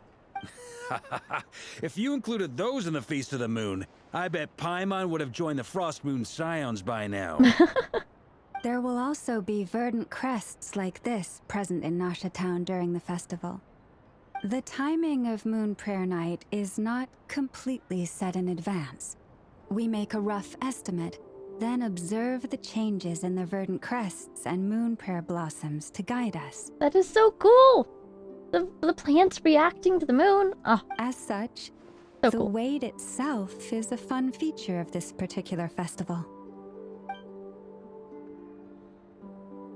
It's kind of like a surprise party that you yourself are planning, but you don't know when it'll be. Oh, it looks so cool. And here she is. Let's talk here. To tell the truth, I am very surprised to hear that Kutar is willing to participate in the festival. I once asked her if she'd be willing to stay with the Frost Moon Scions. I could introduce her to everyone, and we could be a family to one another. Do you think that's the question that she asked that Columbina was responding to? It kind of feels like Lama asked her this a long time ago, though. I feel like this has been brought up before, so it might not be the one that Columbina was responding to. Unless she was just responding to a question that was asked a very long time ago. That's also quite possible. She did not answer, but she has not appeared here since. I took this to mean her answer was no, but if that were the case, she would not have accepted this invitation. Here we go! Speaking of answers, she asked us to pass along a message. There is no need. Ah, Yeah. I see. Maybe she is right. Maybe the Frost Moon scions of today no longer need a moon goddess. But my wish was not for her to come here and be worshipped as a deity. I simply wanted to offer her a place to stay. But I could also see there is no need being an answer to that question, because she intends to leave and have a place to stay elsewhere. But at the same time, maybe it hasn't occurred to her, that is Columbina, that it never hurts to have multiple places to call home. If she were to come down to Tevat again, somehow, she could return here. She would be welcomed. So it wouldn't hurt to build this bridge before she leaves. I'm sure she believes that showing herself here might invite Fatui intervention, and as such, she does not wish to cause us trouble. Oh, true. That whole tidbit. Don't worry, we're on the case. I don't know how, but we're on it. But what really pains me about all this is that this is her birthplace. She ought to belong here, yet no one has been able to grant her shelter. I think I'm qualified to weigh in here. When someone's about to depart on a long trip, what they need is blessings, not burdens. We should wish her the best, not make the journey harder than it already is. That's a good point as well. Anyway, she's agreed to attend, hasn't she? All we need to do is simply respect her decision. I see your point. Yes, she will soon depart after all. I guess, yeah. I definitely see what he's saying. If there had been more time before when she planned to leave, I would encourage her to maybe take a look over here. Mainly because I trust Lauma. And if she thinks that the Frostmoon Scions are in a good spot for Columbina to meet them now, then I trust her judgment. Basically, by that I mean, it would be good for Columbina to meet them. It could have a good ending. I would recommend that if there was more time before she planned to leave. Because, yeah, at the moment, she probably needs to focus on her journey, because I don't think she knows what exactly she'll find up there. But this is very high priority for her, because of all of her questions about her past and her story. She's hoping to find answers up there, and that's huge for her. So we kind of don't want to add another going outside your comfort zone little mini quest right before she leaves, kind of thing. If you know what I mean? Our job is to leave her with some happy memories. Besides, who's to say her journey to the moon is a one-way trip? It's not like she can't come back and visit if she wants, right? See, that's the hope, but I do have concerns about the bubble. Paimon agrees wholeheartedly. Festivals are all about having fun, so let's keep it simple. And there's Paimon's opinion. I'm inclined to back her up on that. All right, I'm gonna head back to Nasha Town soon. Want to come with? I'm guessing you have some other folks to visit there. Sure thing, let's go. Bye for now, Lauma. Bye, Llama. Thank you all. Goodbye. Let us know if you want anything from town. Ooh, more thoughts from Varka. We're walking away. Oh! A traveler needs blessings, not burdens? Oh, now I'm wondering about her journey. Under what circumstances did she and Ether leave their home world? Were they running from something, or were they sent off with blessings? That sort of thing. It sounds good in principle. But will blessings alone be enough for Columbina? For a split second, I thought that the entire act was going to end there. Return to Nasha Town together with Varka. Is that Llama way over there? I think it is. Ha ha ha ha. Can't hide from me. At least not when you're standing out in the open, and I have a clear view all the way over from there. Goodbye for now. I look forward to the festival. Me too. With trepidation. For a second I was about to go, ooh, Oculus! But of course there's an Oculus there. I've left it there deliberately. That's my last Oculus, ideally. How are my Oculi doing? No? Yes. Well, I need a couple more. So let's head on over. Let's see, Nasha Town together with Varka. Let's see, brief pause. I think, actually, what I want to do first is teleport over to Silvermoon Hall. A couple of you guys have mentioned in the comments that you can sometimes just visit her outside of Selenic Chronicles, and she's there and you can have encounters. But I thought I'd give it a try, especially if she's about to leave and go to the moon. I get the feeling they're going to remove her from the map entirely, but since we just did a quest, I wouldn't be surprised if she's not here. Indeed, it seems like she's not here, but why is that dark now? Wasn't it gray like the one on the map earlier? Maybe not, though. What does happen when I try to interact?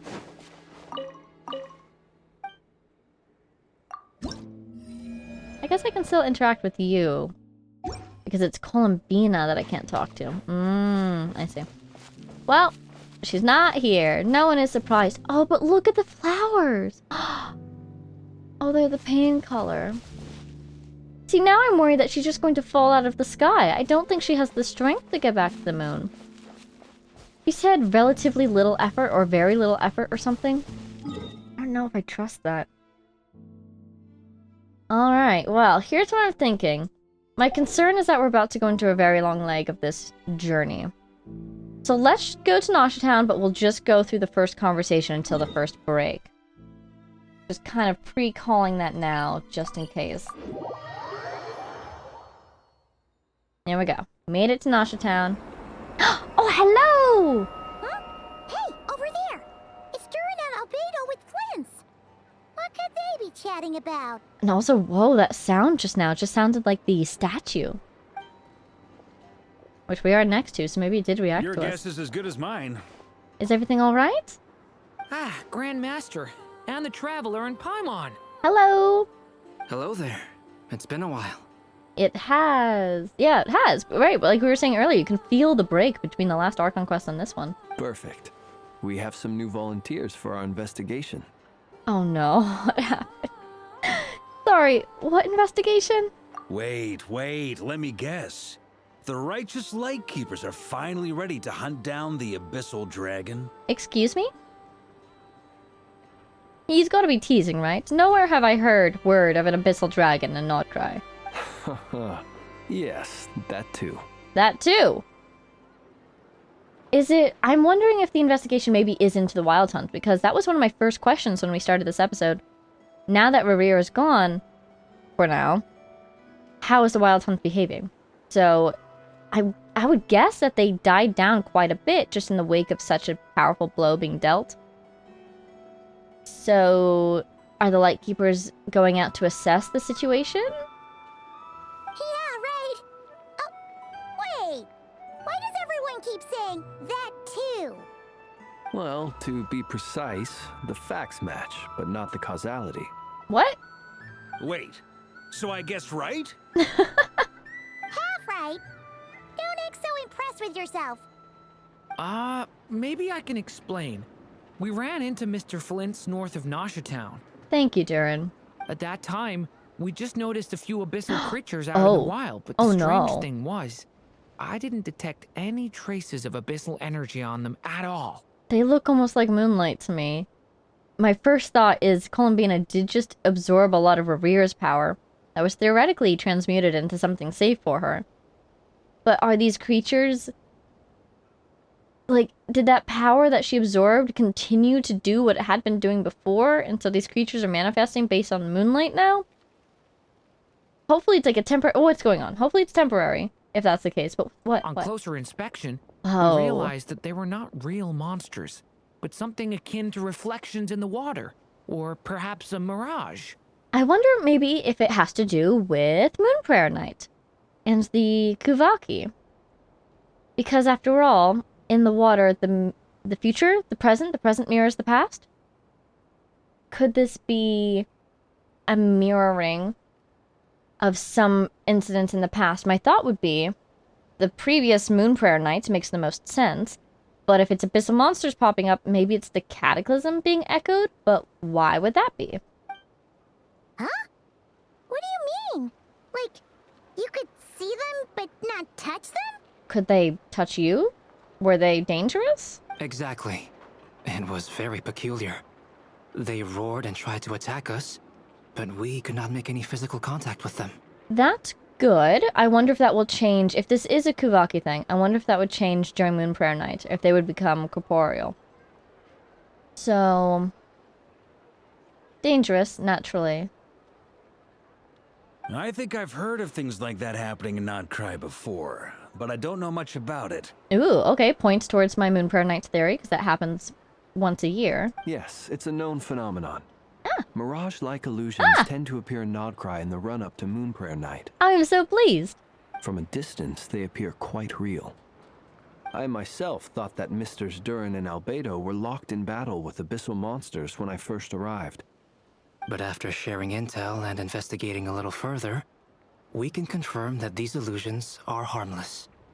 There is no great cause for concern. I see. I'm glad that they weren't real. All the Mirage stories I've heard are either animals, rocks, or small houses. Abyssal monsters, though? That's a first. So again, my guess is that it's the Kuvaki mirroring the past, just as an effect of Moon Prayer Night and the Kuvaki being stronger. But how does it choose what to mirror? I'm guessing it's not like, you know, a sentient choice. I'm guessing it's not a conscious choice of what to mirror, but more particular objects are mirrored for some reason. It feels like...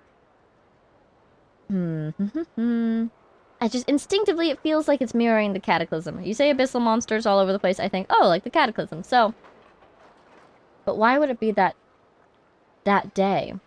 Do you suppose it has anything to do with Columbina's own emotions? Right now, if she's focusing on getting answers about her past, if she's thinking very intensely about returning to the moon and maybe asking herself about her origins and how she first was born, that was right around the Cataclysm, as we mentioned earlier. So is that why these mirror images are focusing on the Cataclysm? Because that's the past that she's currently preoccupied with? Or is it something else? It's a first for me, too. So I'm planning to look into it further just to be on the safe side. I intend to inspect a few more locations. What about you two? Any plans? Alice contacted me a few days ago. She'd like me and Durin to assist her with an experiment. Oh my goodness, Alice is doing experiments now? Oh god. What kind of experiment? But we lost contact shortly after receiving the message. I'm sure that comes as no surprise to anyone familiar with her. I feel it. I feel the vibes, yeah. We don't know when the wind will blow. That seems like her. Yet when the wind blows, we will know. That, in a nutshell, describes how Alice operates. It brings me joy because it's so Mondstadt, and also that seems like a perfect way to describe her. When the wind blows, or when the explosive detonates, we will know indeed. Yeah, that tracks. Okay. Well, I suggest we investigate this Mirage business in the meantime. It's piqued my curiosity, and I'm pretty sure I know someone who will already be 10 steps ahead of us. Who, Nefer? Well said. Right? Whatever's happening in Notcry, she always seems to be the first one to know. Oh yeah. Let's go see what she knows. We can invite her and her staff to the festival while we're at it. Sounds like a plan. And just like that, we're back on the hunt. Okay, so that's where we're going to call it with the Archon quest for this one. I wonder if we could run into those monsters. Probably not. It would be cool, though. They're denizens of the dark. Very tempted to go back to the beach where the ship fell. You know, just because I'm thinking about spaceship. Just because we're all thinking about spaceship in this one, apparently.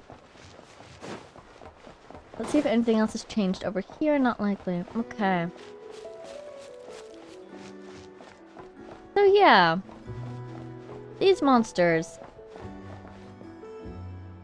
Seems to be a natural phenomenon, but why are they focusing on monsters of the abyss? Or potentially reflecting the cat. Oh! Could this be Dotori's work? Because we know he's here investigating the moon, right? Doing some experiments. We haven't heard from him in a while, but he's been mentioned, which makes me think he is going to act at some point soon, or we're going to hear from him some point soon. Now, it could be kind of a fake out, you know, a red herring, which would be a very good red herring to pull, because as you can see, as soon as his name is mentioned, I'm on red alert. My hackles are raised. He's a big, scary threat. And so I'm on the lookout for him, which would make something else easy to slip by. But there's an idea. Basically, it seems likely that indeed these mirages, they're literally a known phenomenon. They're tied to Moon Prayer Night. Why are they abyssal monsters? Is it because of Columbina? And, I mean, we saw that she's weak right now. We saw those pale flowers. She just absorbed a lot of transmuted abyssal energy. Kuvaki into abyssal energy, back into Kuvaki. From Rerir. And she's preoccupied with the past right now. In a sense. She wants to go to the moon, so she can learn more about her past. So, could these monsters be reflecting Columbina's heart? Or, I do like the idea of it being Dottoro's experiments have resulted in this. We know he's here to investigate the moon. We know he's here... We know that he's asked Columbina in the past to do experiments with Kuvaki. So what about the moon does he want to know? Or about Kuvaki does he want to know? Does he want it as a power source? Does he want it to make a weapon? Does he want it... Like, what's the biggest, most dramatic thing he could do? Well, actually, what is it? Okay, wow. Dottoro's psychology. What does Dottore want? We know that he's been a scholar for a long time. But I don't know what he's searching for, what answers he seeks. The only emotional drive I've ever seen from him is a feeling of not fitting in. If you remember the story, the parable in Inazuma. Was it in Inazuma that we learned this? No. This was in Sumeru.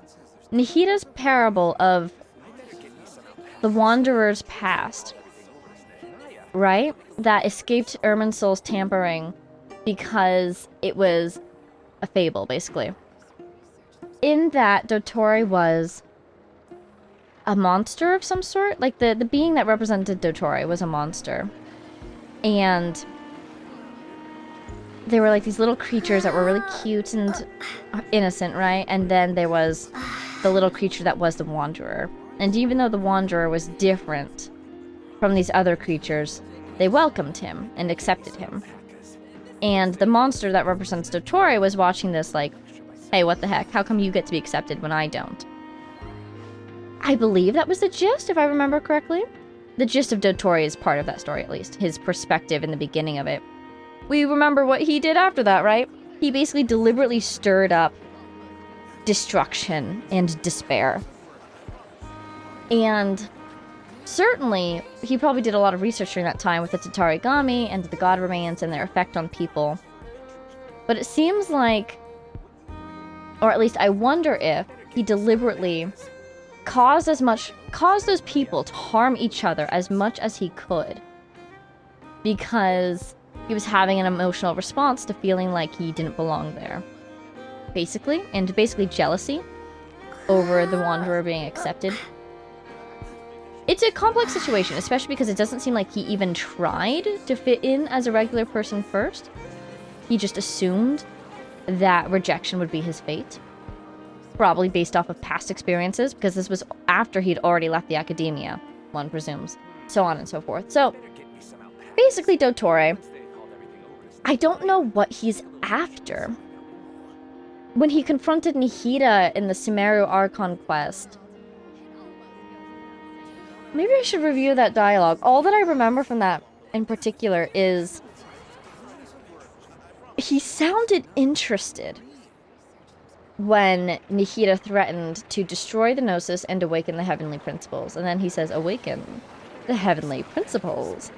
And on one hand, Nihida was using that as a threat. And he did back off at that point, if I remember correctly.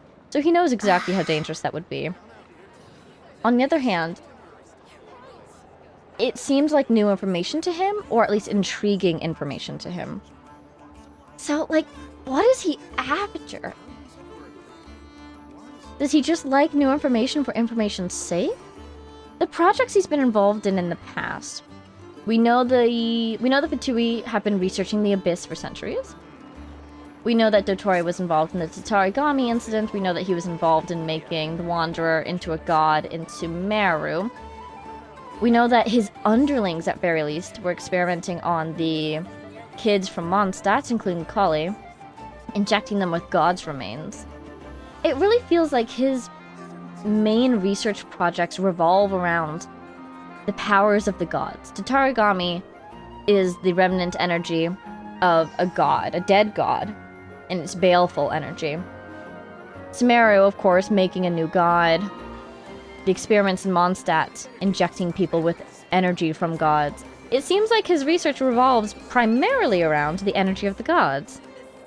And how he can... and how humans can use it. Potentially.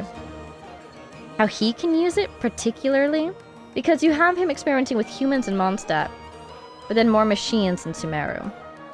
Because of the mecha body that he made for the Wanderer, and the Wanderer himself is a puppet. So, Dotori. Have you seen any of his other inventions? Ooh!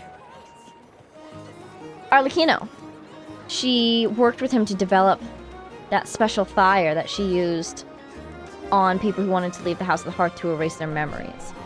But that was her request, I believe. And of course, he accepted because he does in general seem to have a voracious desire for knowledge.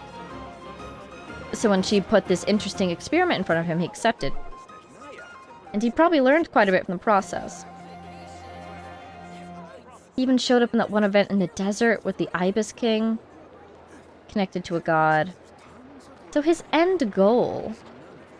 The main question basically is, does he do all that he does just because he wants knowledge? Or does he want this knowledge for a specific end goal? Those are basically the questions.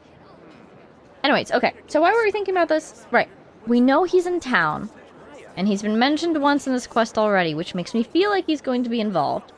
And if he is going to be involved, my guess is he is trying to research the Kuvaki. Because we literally know he's here to research the moons. Now, will he interfere with Moonprayer Knight? Maybe. Because even without Columbina here, there's a lot of Kuvaki energy anyways, and there's the Ancient Moon's remnants. But is he involved with these mirages? I kind of actually feel like no. Because even if he is investigating the moon and Kuvaki, why would he deliberately stir these mirages to look like the Abyss? Unless he's...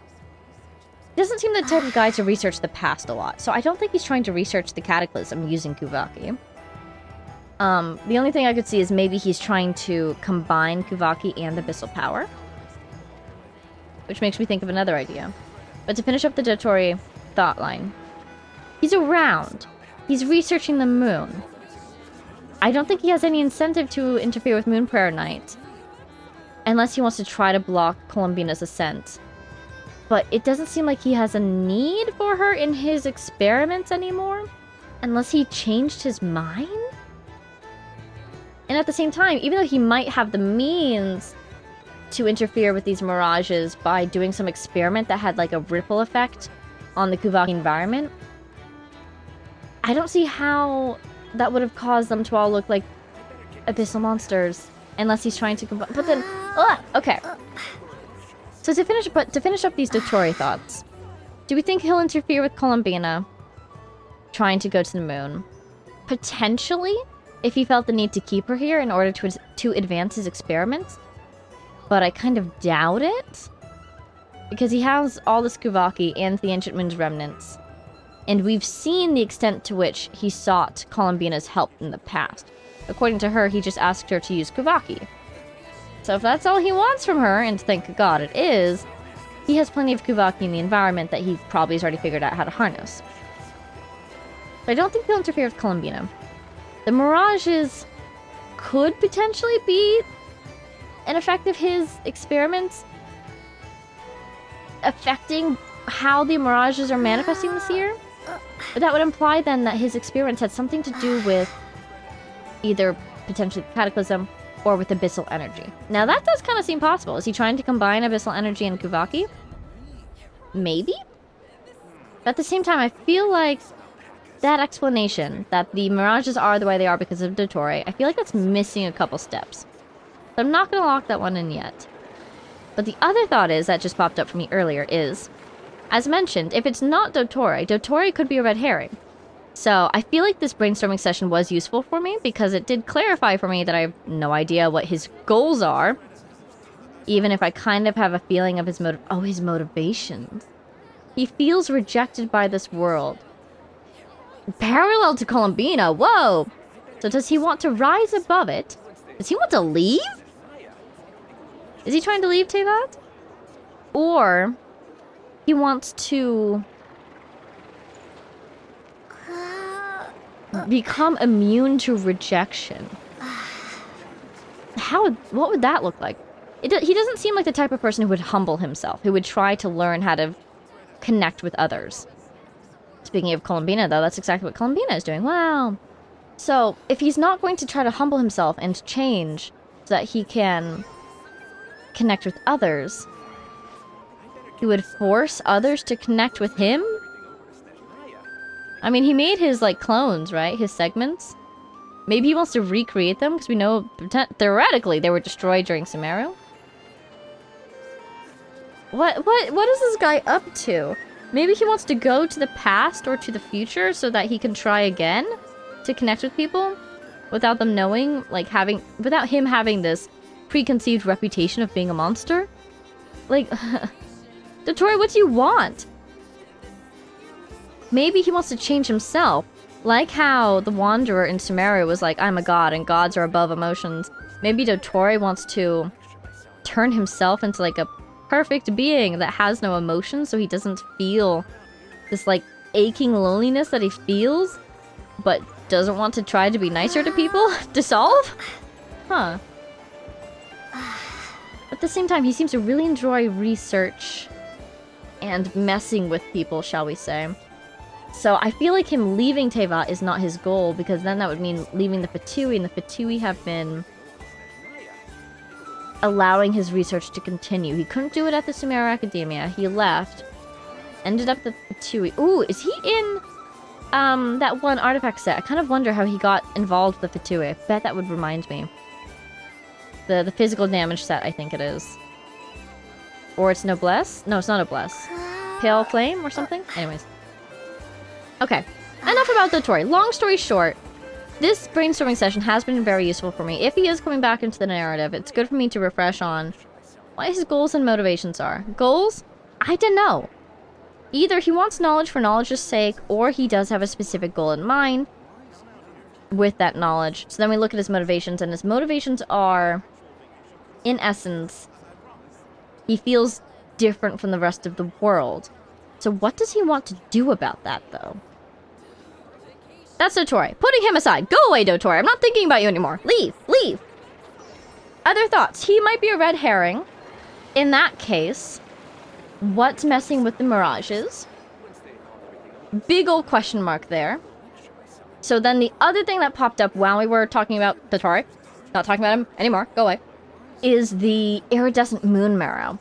Did re-enter the scene briefly and then go to Arlecchino. So if we are thinking about Kuvaki that's been merged with the Abyss, the iridescent moon marrow is a great place to look. Potentially its presence out in the open world again is what's causing this behavior with the mirages. Now it does feel unlikely though. Because one, I would kind of be surprised if we saw much from the House of the Hearth for like the next 2 acts. Because we just saw a lot of them. But probably they're going to put them aside and let us focus again on the Nodcry cast for a little while. But I do think we'll see them again, because we don't really know why they were here in the first place, what they were doing here. I feel like they had their secret plan, etc, etc. And additionally, on top of that, at least for us, when we absorbed the Eternal Moon Marrow, it was basically completely disguised. Now, we are a little bit of a special case, being who we are and all. But potentially it's similar for Arlecchino, that now that it's with her, it is pretty much hidden from the view of the world. So chances are, even though the Moon Marrow has left that pocket dimension, and it's now on the surface of Teyvat, chances are it's not having too much of an impact. Haha, Moon Marrow impact. So, that all being said, I lost my train of thought. What the heck is up with these mirages? We know something has to be different because they're behaving differently than they have in previous years. So I guess final options are that ancient enemy that Nicole mentioned during the trailer, stirring in the dark. Oh, actually wait, other thought. I had this thought while talking about Arlecchino, which is, speaking of the moon marrow, our little ghosty friend, our wee ghosty.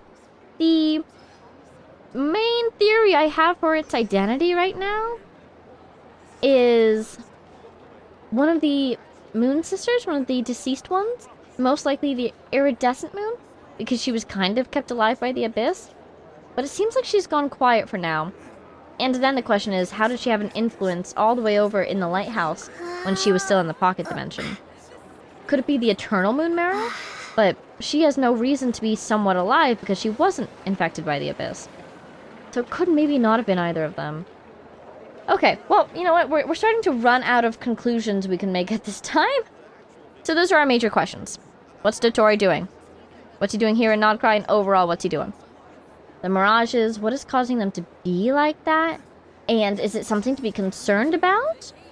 Or is it just a fluctuation of Kuvaki? Such happen. And third of all, and most concerningly, what's Alice's experiment? What is she experimenting on? Is she revered? No, okay, I'm kidding. So, that's all from me for now. And I guess we are done here. Yeah, this one turned into a little bit of a shorter one quest-wise, just because last couple ones kind of got a little long. And as we get farther and farther into these Archon quests, I am bracing for the longest quest you've ever seen in your life. So, I had a lot of fun with this brainstorming session, and I hope that kind of clarifies where I am in terms of understanding Dottore. My own homework for myself is I'm going to reread that artifact set and the Long Night's Oath and the Skirk one again. I'm just trying to read them a lot so I can pick out new details every time. They're so dense with information. It's wonderful, but it's a lot. So yeah, do we think he's going to show up? Or do we think he's a red herring? I bet Nefer will give us some details, so we'll talk to her next time. And that's all for now. So, at long last, thank you all so much for watching. I hope you enjoyed. A big shout out to our Patreon supporters, Jay Blickwood, Konosard, Power of Chaos, Mary, Edu, Gibrilia, The Loyal Servant of Her Majesty, the Tsaritsa, Ruru, Axel Iron, Jake Quellen, Lunar, Matsan, Martine, Marcus, Sal, Don't Call It, Brian, Warp, Summer, Mo, Lizaria, and all of our anonymous patrons. And I will see you all next time. I feel like these early Archon quests are actually really fun for me, because that's when you have all the puzzle pieces on the board, and they're all upside down. We know so many elements that they could bring into play in these quests, but without knowing which ones are actually active, the theories can just go anywhere. They can just go anywhere. Like, who knows? Maybe our enemy this time is going to be, pick a random name? Pulcinella. Maybe he's the one we need to look out for. What's he up to? Oh no, he's the rooster, right? So we know that he left already. Well, maybe it's gonna be Signora. You never know. Oh my god, if these mirages are imitating the past, maybe Columbina misses Signora so much, she will walk once more from the shadows. Oh my god, that would be so cool, actually. Devastating, but so cool. So yeah, it really could go anywhere. And I think that's every thought I've ever had. I'm out of thoughts. Thoughts are empty. I'm tapped out. Let them reload. It's a 24-hour refresh. I'll see you next time. Bye now!